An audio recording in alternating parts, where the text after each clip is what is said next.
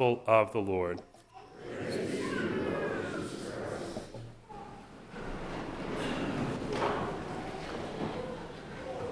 Well, today, the second Sunday of Easter is called Divine Mercy Sunday. And what is divine mercy? Well, mercy is, of course, compassion towards another person's misery. And divine speaks about God. So this is God's compassion to us, his tender love for each one of us. And we heard more about this in the 20th century by St. Faustina Kowalska. Jesus appeared to her and gave her a series of private revelations speaking about his mercy that he wants to pour out on the world. And the gospel is essentially about the message of divine mercy. But we can summarize this message with three letters, A, B, C. Something worth thinking about. A stands for ask for his mercy. B stands for be merciful. And C, completely trust in Jesus. And so I want to look at those three very quickly. A, ask for his mercy. Jesus desires more than anything to be merciful towards us. We heard in our second reading today from the letter of St. John, he said that Jesus came in water and blood. And he's referring to his public ministry that began with his baptism of water in the Jordan and ended with the shedding of his blood in Jerusalem at the crucifixion. And so we know that Jesus did all of these things for each one of us. And so St. Augustine pointed out, Jesus saved us from eternal death by the price of his precious blood. And since each one of us has been redeemed at such a great cost, he doesn't want to lose anyone. And so he wants us to ask for his mercy. He said, ask and you shall receive, right? Seek and you will find. And so the key to salvation, the key to mercy is to pray and ask for it. So that's the first thing. Ask for his mercy. The second one is be merciful to others. And so Jesus taught us that we are to be merciful as our Heavenly Father is merciful. And in the Beatitudes, he taught us that blessed are the merciful, for they will receive mercy. We heard about in our first reading today the early church and what they were like. It said that the community of believers had one mind and one heart. They were like a family living together. They lived together, they ate together, they prayed together, they worshiped together. They shared everything in common. And it goes on to say there was no needy person among them because they had such a selfless concern for others. But how far different we are at times, right? The community of believers oftentimes is marked not by unity, but by division and by being critical of each other. And we are so selfishly concerned that we don't think often about others. And so there are needy people among us. And then in the gospel, Jesus told the apostles, as the Father has sent me, so I send you.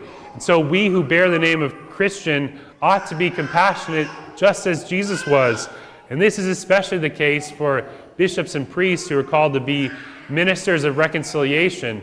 As Jesus taught, whoever sins you forgive are forgiven them.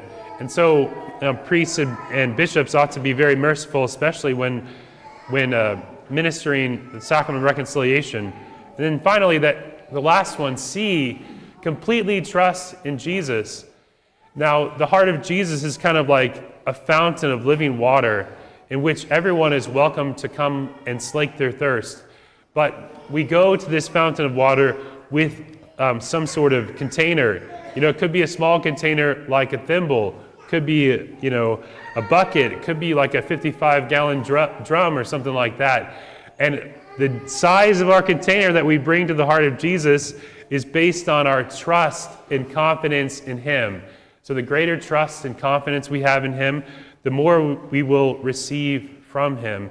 Just like he told us, if you have just a little bit of faith the size of a mustard seed, you can do great things in his name.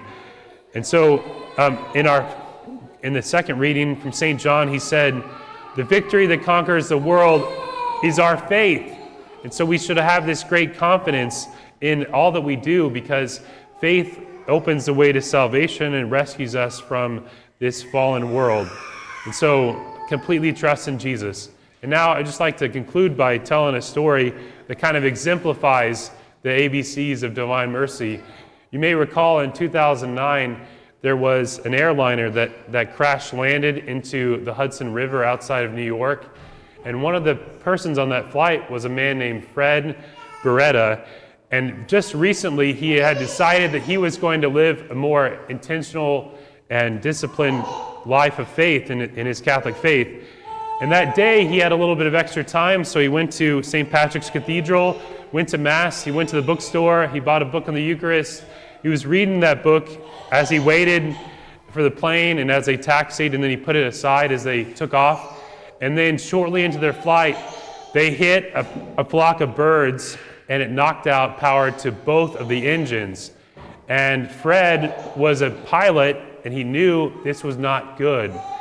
And he remembered the day before when he had found a brochure about the Divine Mercy devotion that was in his briefcase that he had stuck there some time before. And when he read that the day before, he saw one of the things in there. It talked about the 3 o'clock hour of mercy, the hour when Jesus died. And Jesus told St. Faustina, "In this hour, I will refuse nothing to the soul that asks something in virtue of my divine passion." And as he thought about that, he heard on the intercom the pilot say, "Prepare for impact." And he looked at his watch, and it was 3:30, the hour of divine mercy. And he thought to himself, there's nothing left to do at this moment except pray. And he thought about how he could die and how a lot of people could die. And so he said later that he mustered all the sincerity and emotion that he could, and he said this, "God, please be merciful to us." And then he continued to pray. He said he was praying the prayer to St. Michael when the plane hit the water.